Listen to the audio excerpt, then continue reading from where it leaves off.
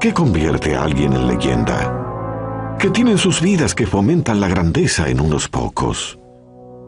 Es difícil determinarlo, pero a lo largo de la historia existe solo un puñado de verdaderas figuras destacadas, y ninguna fue más grande que Napoleón Bonaparte.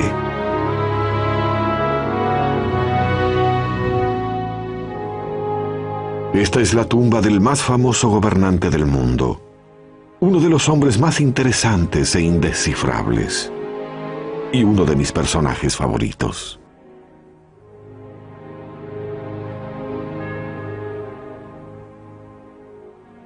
Napoleón Bonaparte fue sepultado aquí. Se escribieron más libros sobre Napoleón que sobre ningún otro hombre en la historia, pero no se logra tanta fama siendo solo un gran general. Era un genio. Se interesaba en todo: artes, literatura, matemática. ¿Conoce nuestro sistema para numerar las casas, los números impares de un lado, los pares del otro? Fue idea de Napoleón. Y a pesar de su fama, existe un año misterioso en su vida que prácticamente nadie conoce. Cuando un joven general se convirtió en Napoleón el Grande, fue un año que cambió al mundo.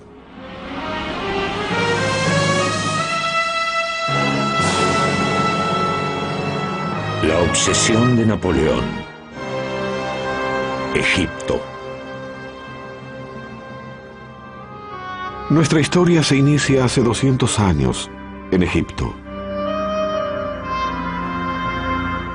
Una tierra virtualmente desconocida para los europeos de esa época. Este era un país que había perdido el contacto con su glorioso pasado, con sus enormes templos y monumentos cubiertos de misterio, hasta con su antigua e indescifrable escritura. El Egipto de la época de Napoleón era un país islámico. En el horizonte de su capital, El Cairo, se recortaban las siluetas de las mezquitas de los fieles. Bonaparte tenía solo 29 años y había asombrado al mundo con sus victorias militares en Italia. Quería sentar las bases de su fama y su gloria conquistando Egipto. ¿Y por qué Egipto? Francia se hallaba en guerra con Gran Bretaña, y conquistando Egipto, Napoleón bloquearía las rutas comerciales de la posesión más preciada de Gran Bretaña, India. También existía otro motivo. Bonaparte se sentía ávido de nuevos desafíos. Europa, escribió, no es más que una madriguera. Allí todo se echa a perder. Mi gloria ya es pasada y esta diminuta Europa no me ofrece mucho más. Debemos ir al oriente. Todas las grandes glorias se ganaron allí. En busca de fama y gloria, Napoleón seguiría los pasos de su héroe, Alejandro Magno.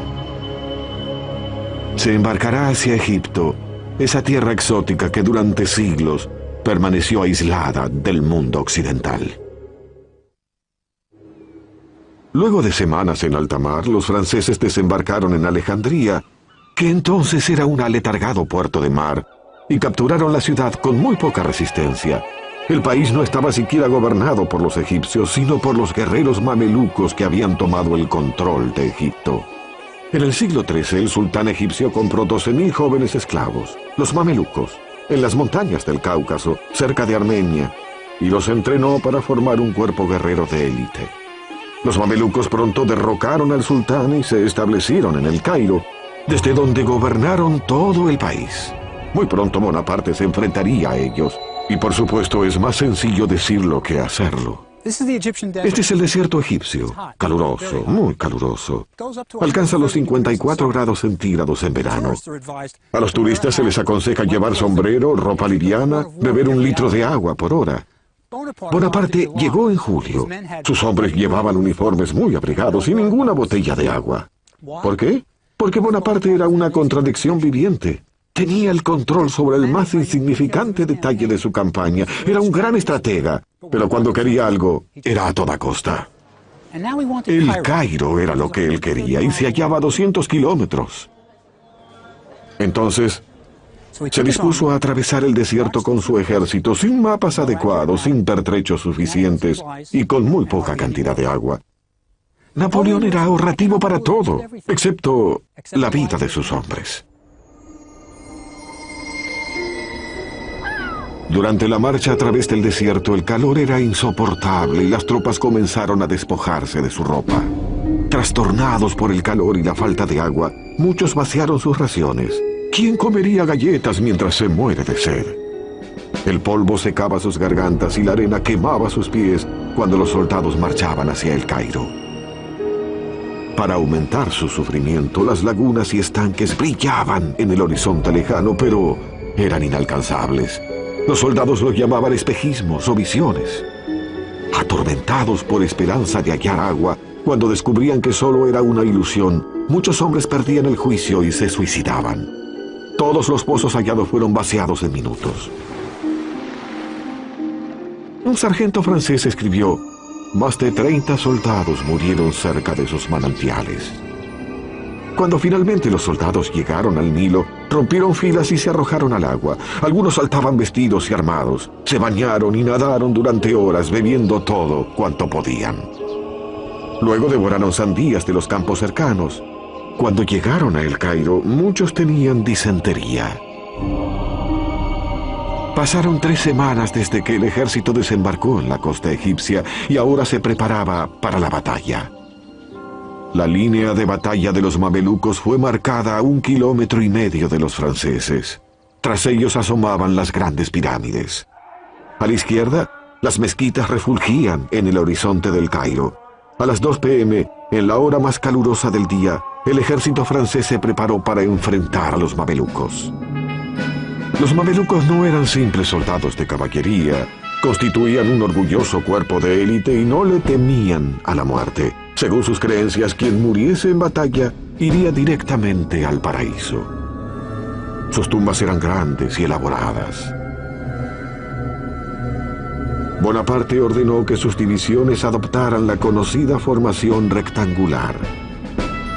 Los rifles del lado de afuera, la reserva y la caballería por dentro, y la artillería en los vértices. La batalla de las pirámides fue distinta de cualquier otra. Por primera vez en la historia, un ejército profesional europeo enfrentaría un cuerpo de élite oriental. Podría haberse publicitado como Oriente versus Occidente. Los mamelucos se hallaban cómodos y seguros. Sus vestiduras eran exóticas. Armados con dagas, rifles, hachas de combate y pistolas, los mamelucos constituían un espectáculo formidable. Napoleón siempre supo inspirar a sus hombres. Señalando las pirámides, exclamó: «Soldados, 40 siglos nos contemplan». La caballería de los mamelucos cargó contra las filas francesas. Las disciplinadas tropas francesas esperaron que los mamelucos estuvieran sobre ellos para embestir con una devastadora potencia de fuego. El ataque fue repetido nuevamente con el mismo resultado. Los cadáveres de los mamelucos regaron el campo de batalla. Del vencedor será el botín, y los franceses estaban dispuestos a tomar su parte. A los mamelucos caídos en la batalla, los despojaron de sus joyas, oro, plata, las armas más valiosas. Esta era la recompensa a tanto sufrimiento.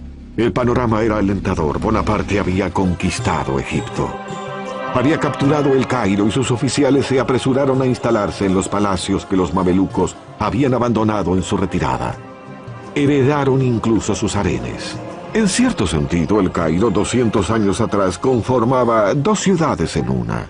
Estaba el Cairo de las masas, con sus bulliciosos bazares que ofrecían productos exóticos de todas clases, desde incienso y mirra a gorros de moro.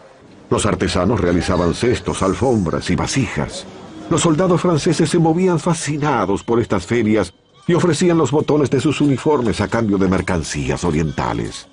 Además de exóticas y maravillosas piezas de bazar, existía un mercado de esclavos extranjeros donde por el salario de un mes se compraba a una joven esclava. Y estaba también el Cairo glorioso de los mamelucos, cuyos misteriosos palacios rebosaban de salones ocultos.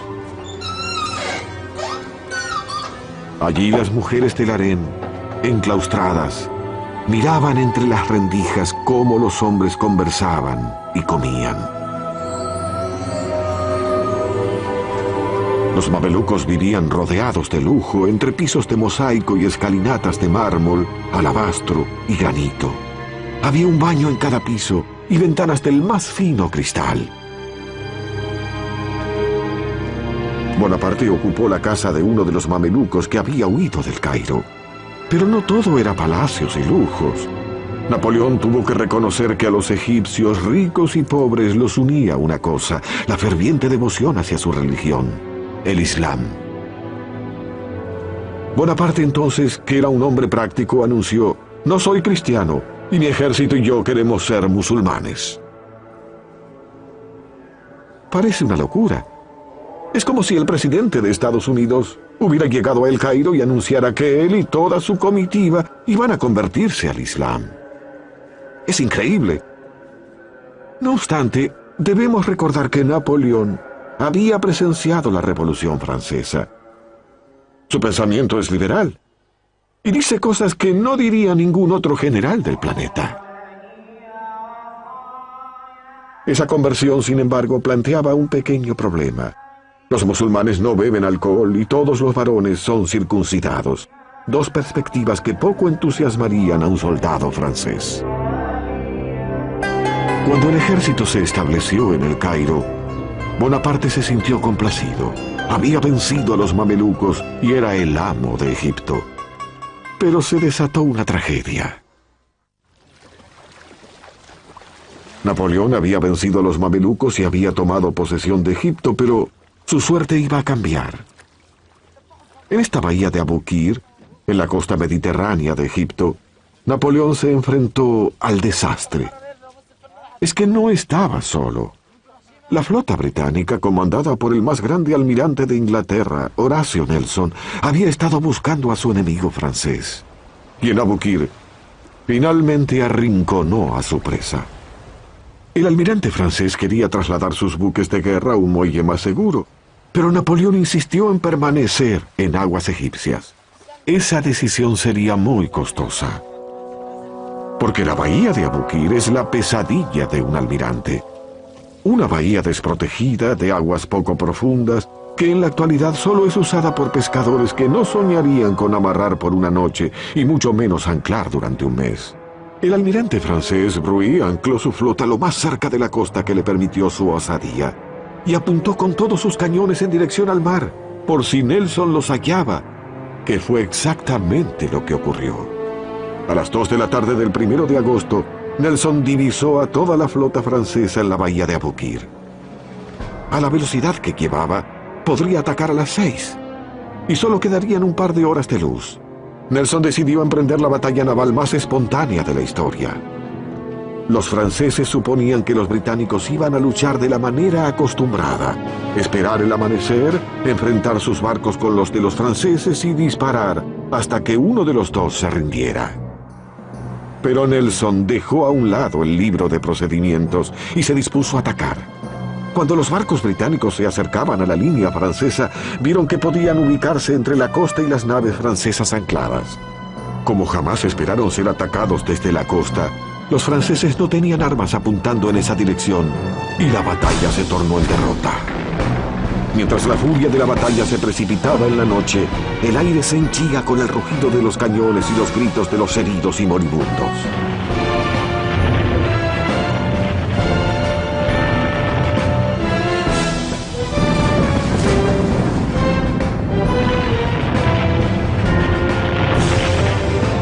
L'Orient, la embarcación más grande del mundo con 120 cañones, estaba por sucumbir.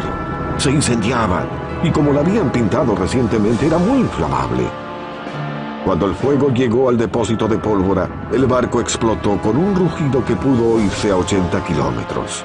Sin dudas, fue el ruido más ensordecedor que habían oído. Conmocionados, los hombres de ambos bandos dejaron de combatir durante 10 minutos. Cuando la batalla terminó, Nelson declaró: «Victoria no es un nombre que pueda describir una escena semejante. Fue la batalla más categórica de la historia naval, el Pearl Harbor de Napoleón». Nelson era un hombre de la marina y no tenía intenciones de combatir en tierra. Destruyó a los buques de guerra de Bonaparte y sería difícil para los franceses recibir pertrechos y refuerzos desde Francia. Secamente comentó: «Su ejército fue dañado y no se recuperará». Y partió dejando a los franceses varados en Egipto. Imaginemos la situación de Napoleón. Su flota fue destruida. Está varado. No puede recibir pertrechos ni tropas desde Francia. Es un desastre militar. ¿Qué hará?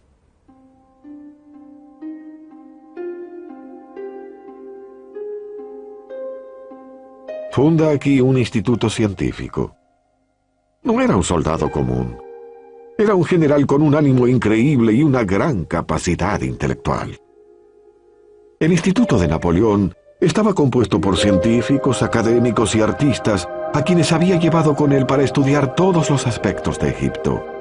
Uno de mis favoritos era Vivant Denon, el artista que ayudó a Bonaparte a llevar el arte italiano a Francia durante la campaña de Italia. A los 55 años, Denon era uno de los miembros de más edad en la campaña de Egipto, pero se conformaba bosquejando los templos mientras las balas zumbaban sobre su cabeza. Además estaba el general Caffarelli a cargo del cuerpo de ingenieros. Había perdido una pierna luchando en Alemania y caminaba ágilmente con una de madera.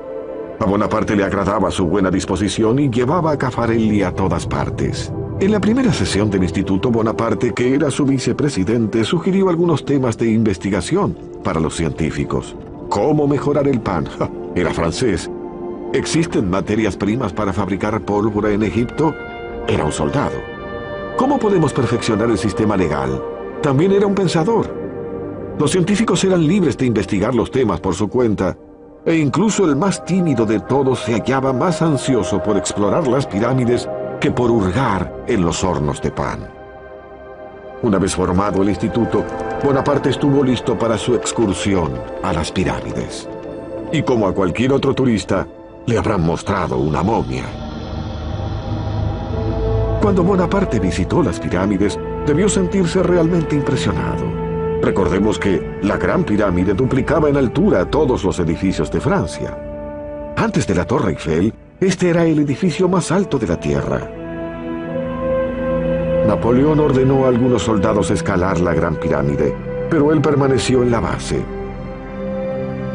Poseía una aguda mente matemática y calculó que en las 3 pirámides había suficientes piedras para construir un muro de 3 metros de altura por 1 metro de espesor que rodease toda Francia. Mientras Bonaparte soñaba con construir un imperio en Oriente, en París tenía verdaderos problemas. Estaba por desatarse un escándalo que lo marcaría por el resto de su vida. Antes de partir hacia Egipto, Napoleón había desposado a Josefina, una viuda mayor que él, de escandalosa reputación. Apenas su esposo llegó a Egipto, Josefina tuvo un comportamiento digno de su mala fama y su falta de moderación. Gastó el dinero de su esposo como si no tuviese fin y compró Malmaison, un castillo en las afueras de París, que amobló fastuosamente. Era indiscreta y se paseaba por París en compañía de jóvenes apuestos y elegantes. Eso dio que hablar. Napoleón prefirió ignorar las cartas que revelaban sus infidelidades y desoír lo obvio. Sabía entender a los hombres. Podía lograr que hiciesen su voluntad. Pero si se trataba de mujeres, no tenía idea. Si la hubiera tenido, jamás se habría casado con Josefina. Pero finalmente Bonaparte se vio obligado a aceptar las infidelidades de Josefina. Afligido ante su vida licenciosa, Napoleón halló consuelo en los brazos de Pauline Furet, una joven de 20 años, esposa de un teniente. El teniente Furet fue despachado hacia París y Pauline se mudó a una mansión cercana a la de Napoleón. Mientras el amorío prosperaba, el Instituto Científico comenzó a estudiar Egipto. El artista Denon se sentía apabullado por la grandiosidad de la esfinge y escribió: aunque sus proporciones son colosales, los contornos que se preservan son exquisitos y delicados.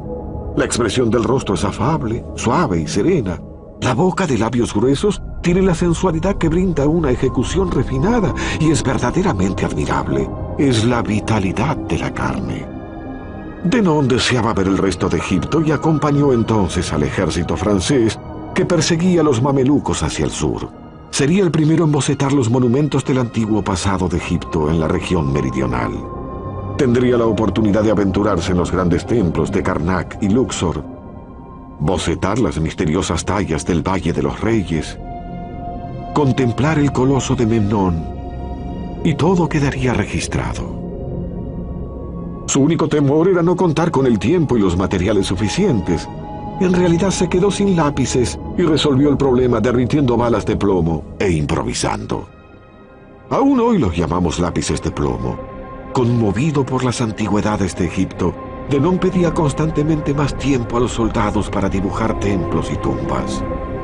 Fue el primer artista profesional que ingresó en el Valle de los Reyes, la legendaria sepultura de los faraones de Egipto. Denón jamás había visto un paisaje semejante, un valle aislado bajo el sol abrasador, desprovisto de vida, donde, excavadas a los costados del valle, se divisaban unas cuevas taponadas de escombros. En su interior se hallaban las tumbas de los reyes. Estaba desesperado por registrar sus pinturas de brillantes colores. ¿Cómo iba a ser posible dejar atrás ejemplares tan valiosos sin haberlos copiado? ¿Cómo regresar, dijo, sin ningún boceto para mostrar? Febrilmente exigí un cuarto de hora y me dieron 20 minutos. Una persona iluminaba cada objeto que yo le señalaba y completé mi tarea con buen ánimo y precisión. Denón no fue el único científico que trabajó en el Valle de los Reyes. Los jóvenes miembros del instituto, René de Villiers y Prosper Jollois, estaban viviendo la más grande oportunidad de sus vidas. Cuando los faraones fueron sepultados aquí, las pirámides tenían ya 1000 años de antigüedad. Eran monumentos arcaicos. Por eso los reyes de Egipto eligieron un sitio coronado por una pirámide natural para proteger sus tumbas.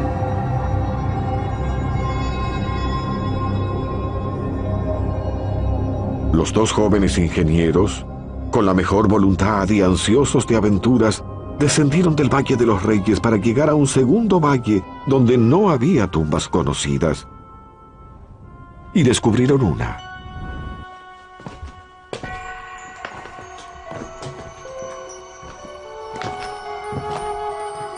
Tras atravesar a duras penas los pasadizos, cuesta abajo llegaron hasta un foso diseñado para desviar el agua de lluvia y proteger la tumba. Se toparon entonces con el dueño de la tumba, pero no tenían idea de quién era. Pasarían 20 años más para que alguien descifrase los jeroglíficos y leyera los nombres. Nuestros jóvenes amigos habían descubierto la tumba de Amenhotep III, uno de los más grandes reyes de Egipto. Era el rey que construyó algunos de los mayores monumentos de Egipto. Tampoco sabían que Amenhotep había reinado 38 años, tiempo suficiente para construir una enorme tumba. Y exploraron los salones entre altísimas columnas, misteriosas recámaras laterales con sus muros plenos de conjuros mágicos. Finalmente, en la recámara funeraria, hallaron el sarcófago roto. Pero Amenhotep no estaba allí. Los saqueadores de tumbas de la antigüedad lo habían descubierto miles de años antes. Tras los jóvenes científicos, se sucederían 2 siglos de académicos. Descubrirían increíbles tesoros en el Valle de los Reyes, momias de los faraones, el oro de Tutankamón. Pero Napoleón jamás vería el valle. Una revuelta se había desatado en el Cairo y él estaba luchando por su vida.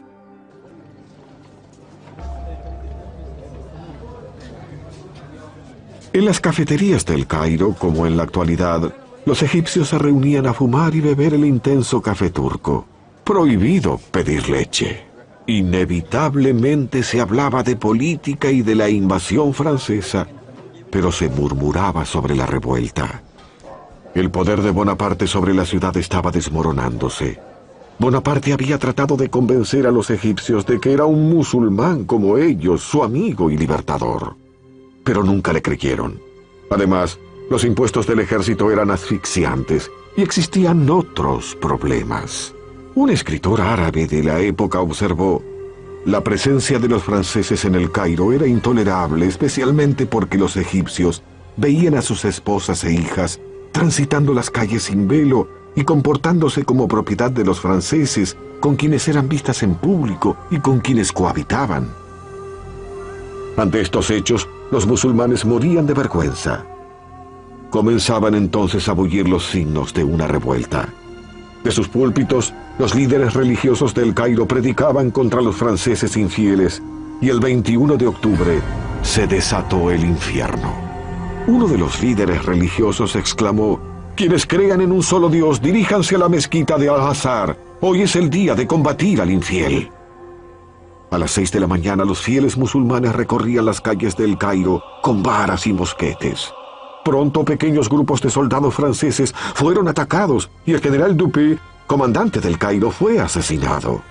Bonaparte, encolerizado, ordenó que los cañones del Alcázar apuntaran hacia la mezquita de Al-Azhar y todo lo que hubiese cerca. El asalto duró 12 horas. Un relato árabe dice: este bombardeo fue tan terrible que la gente corría por las calles buscando refugio en los huecos. Finalmente, los rebeldes egipcios que se ocultaban en la mezquita se rindieron. Aún hoy se pueden ver las marcas del bombardeo. Fue entonces cuando Napoleón echó todo a perder. Sus soldados entraron a caballo en la mezquita. Eso es inconcebible. A una mezquita ni siquiera se entra con los zapatos puestos. Ningún partidario del Islam habría permitido eso. La revuelta del Cairo pudo haber terminado, pero también se acabó la posibilidad de que Bonaparte lograse el apoyo musulmán. Cuando los jeques se presentaron al día siguiente ante Bonaparte, él parecía conciliador. Incluso ordenó hacer un cuadro donde se lo veía perdonando a los cabecillas. Sé que muchos de ustedes han sido débiles, pero me gustaría creer que ninguno es culpable. Y cuando los jeques se retiraron, Napoleón ordenó que quienes se habían levantado en armas contra él fueran rodeados y conducidos al cuartel general del ejército en el Alcázar. Allí, en secreto y en el medio de la noche, los rebeldes fueron decapitados y sus cuerpos arrojados al Nilo. Napoleón estaba aprendiendo a conducirse como un dictador de Medio Oriente. Bonaparte llevaba solo 4 meses en Egipto, pero ocurrieron muchas cosas. Había vencido a los mamelucos, había creado un instituto científico, había perdido toda una flota naval, había aplastado una revuelta y había descubierto que su esposa Josefina le era infiel. Ahora se enfrentaba a otro problema. Los turcos estaban reuniendo sus tropas en Tierra Santa. Entonces Bonaparte decidió marchar sobre ellos y destruirlos antes de que se convirtieran en una verdadera amenaza. Su ejército recorrió una aldea tras otra sin hallar resistencia, hasta llegar a Jaffa, que es hoy un suburbio de Tel Aviv. Dentro de la ciudad amurallada, 3.000 soldados turcos resistían junto a los ciudadanos. Bonaparte bombardeó la ciudad con todo lo que tenía. Envió emisarios para disponer las condiciones de la rendición, pero los turcos los mataron y exhibieron sus cabezas en las murallas. Cuando las tropas francesas finalmente tomaron la ciudad, enloqueció. Bonaparte anotó en su diario: la furia de los soldados estaba en su punto máximo. Todo el mundo fue pasado por las armas.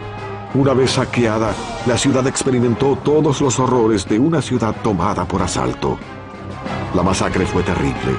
Los soldados se convirtieron en bestias que hundían sus bayonetas en ancianos y bebés, vejaban a las jóvenes refugiadas en los brazos de sus madres muertas, mientras en el aire flotaban las súplicas de los caídos.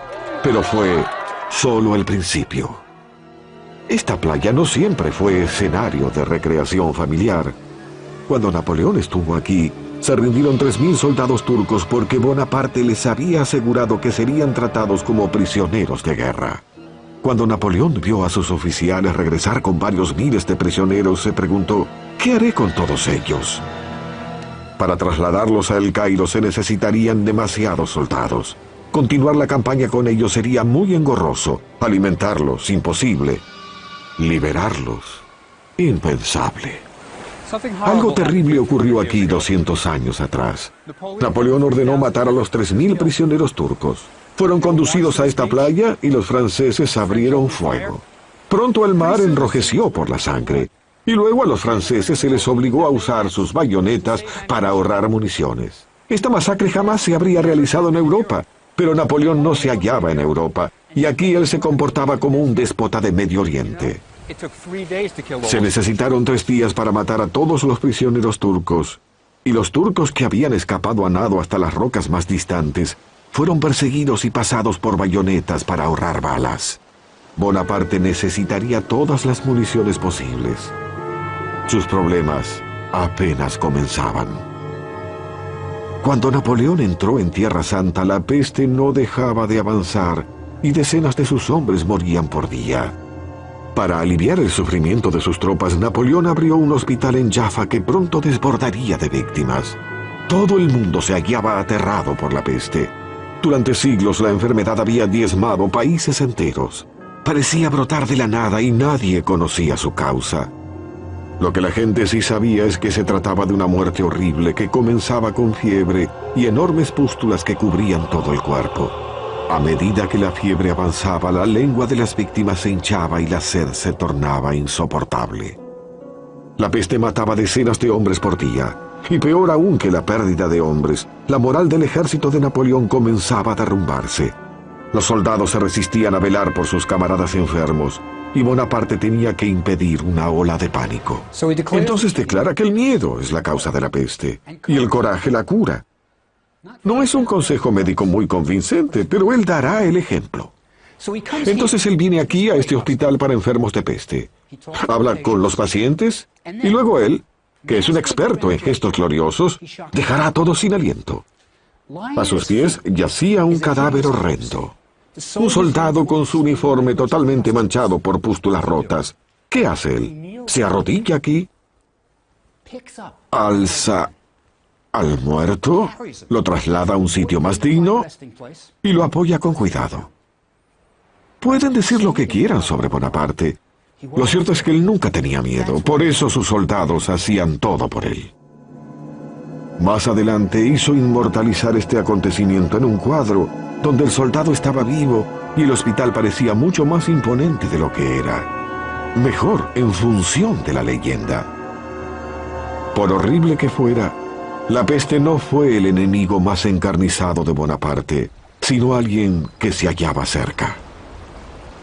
Cuando el ejército de Napoleón llegó a la ciudad de Acre, se enfrentó a uno de los tiranos más crueles de Tierra Santa, Cesar Pasha. Cesar era el carnicero porque a muchos de sus servidores les faltaba una oreja o un ojo como castigo por algún error.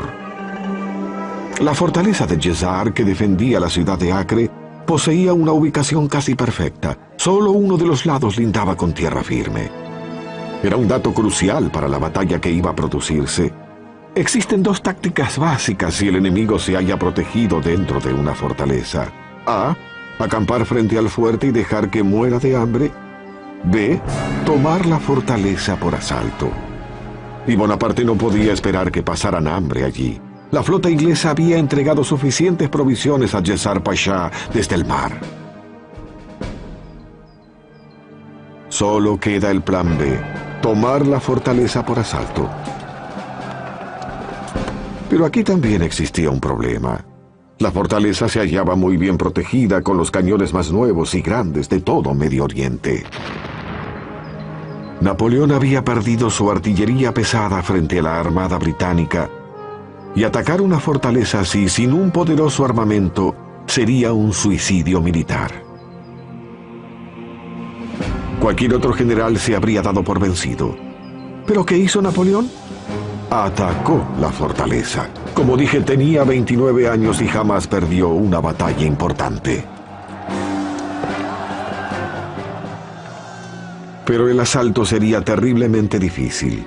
Los británicos habían ubicado sus cañones en una isla pequeña frente a la costa para proteger la zona más vulnerable, las puertas principales de la ciudad.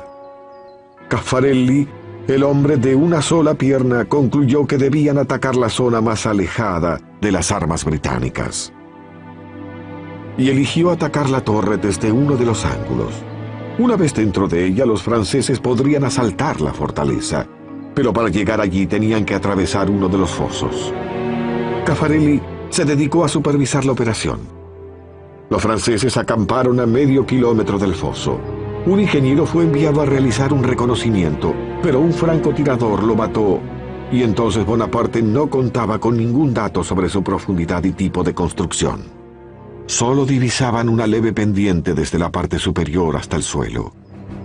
Cuando los hombres finalmente se lanzaron al ataque, descubrieron que la pendiente del foso terminaba abruptamente en un muro vertical de 6 metros. Desesperados, los franceses intentaron armar escaleras para atravesar el foso, pero era imposible. Los hombres de Jessart disparaban sobre ellos, y el foso se convirtió en una trampa mortal. Sitiar al enemigo era algo que Napoleón detestaba, porque las tropas se veían obligadas a atacar sobre una zona pequeña. Prefería las batallas donde las tropas podían realizar movimientos abiertos, donde se ponía en juego su genialidad como estratega. Y ahora Bonaparte se estaba quedando sin municiones. Entonces mandó distribuir un bando especial, alentando a sus hombres a hurgar en el campo de batalla y recuperar las balas de cañón.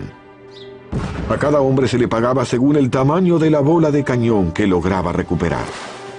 Algunos soldados emprendedores construyeron una fortificación falsa en la playa y esperaron que Jessart o los británicos disparasen las detonaciones más grandes, porque era más fácil desenterrar las balas de cañón de la arena y les pagaban el doble por su tamaño mayor.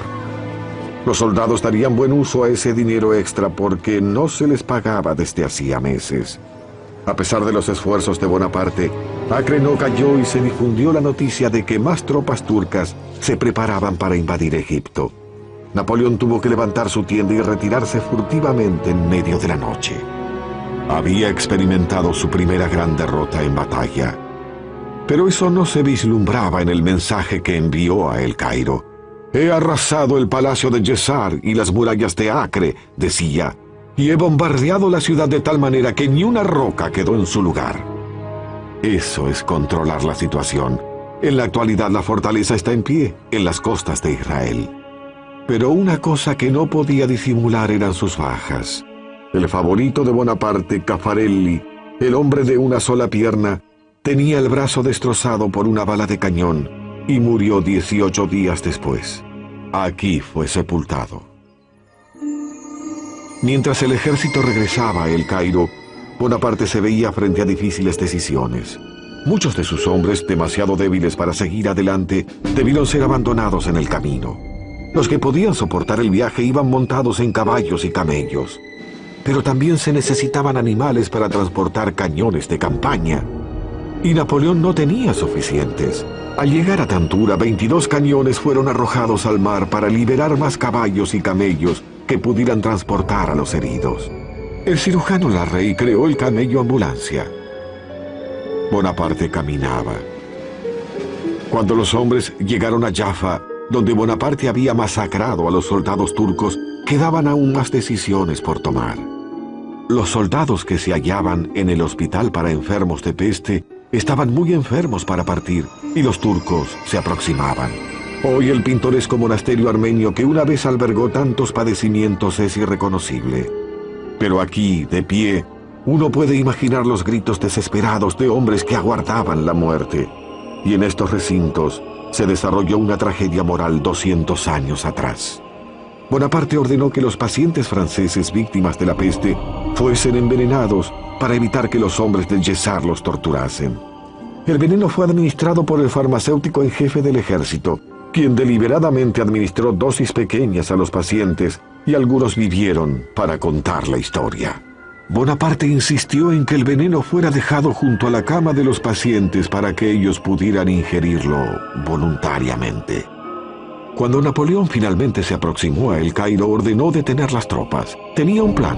Los heridos fueron trasladados a las aldeas de las afueras. Los sanos formaron según su rango. Las banderas capturadas fueron desplegadas al frente. La banda comenzó a tocar y el ejército entró en el Cairo de manera triunfante a través de Bab el Nasser, el portón de la victoria. No solo ingresó a través del portón de la victoria, sino que cambió los nombres de sus torres por los de sus compatriotas. Las inscripciones aún están a la vista. Bonaparte era un héroe, al menos esa fue su versión. En el fondo de su corazón, él sabía que la campaña de Egipto se había perdido, aunque estaba lejos de haber terminado. Napoleón comprendió que su campaña a Egipto estaba perdida. Su derrota en Acre era terminante y estaba perdiendo cientos de hombres cada día en manos de la peste, y no había formas de recibir refuerzos. Pero, si la gloria no se hallaba en Egipto, tal vez lo aguardaba en Europa. Convocó a su segundo, el general Kléber, a la fortaleza de Rosetta, pero era una cita que Bonaparte no tenía intenciones de cumplir.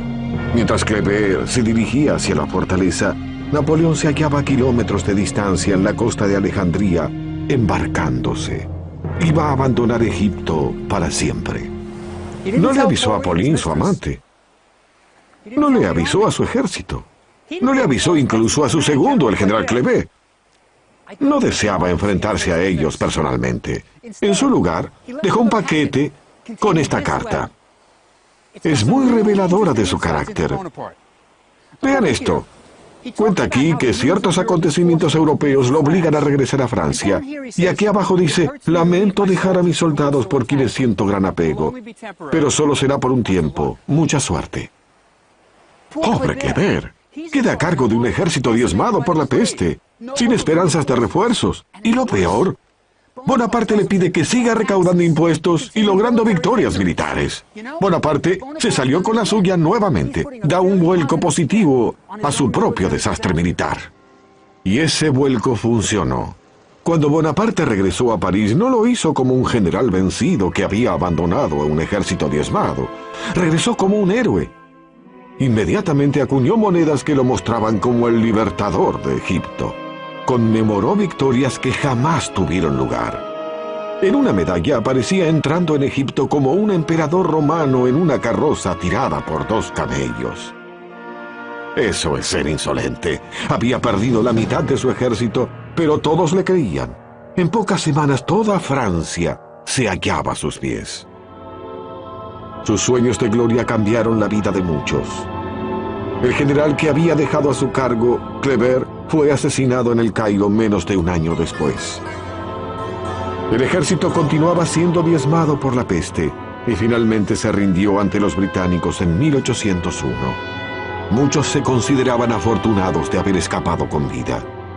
Los científicos continuaron clasificando objetos antiguos, aves y plantas hasta el día de la rendición. Cuando supieron que sus dibujos y colecciones iban a ser confiscados, dijeron que preferían dirigirse a Inglaterra con sus especímenes que regresar a Francia sin ellos. Los británicos amablemente les devolvieron todo, es decir, casi todo. Algunos académicos dedicaron su tiempo a copiar inscripciones jeroglíficas, esperando que su trabajo permitiera descifrar el idioma antiguo. Y tuvieron su oportunidad.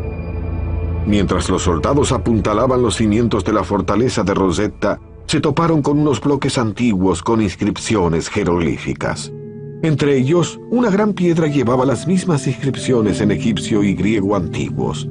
Sabían que se trataba de algo importante. Los británicos no iban a permitir que los franceses se quedaran con la piedra de Rosetta y la llevaron a Inglaterra, donde aún hoy se la puede ver en el Museo Británico. 20 años después, el académico francés Champollion pudo descifrar la piedra de Rosetta y leer los jeroglíficos egipcios por primera vez en 2000 años. O sea que la interpretación del lenguaje jeroglífico fue resultado del afán de gloria de Napoleón. Era el comienzo de la egiptología moderna, quizás el más grande legado de Napoleón. Pero, ¿y Napoleón? Si recuerdan lo que aprendieron en la escuela, finalmente se hizo coronar emperador, pero su impaciencia y su falta de escrúpulos se impusieron otra vez.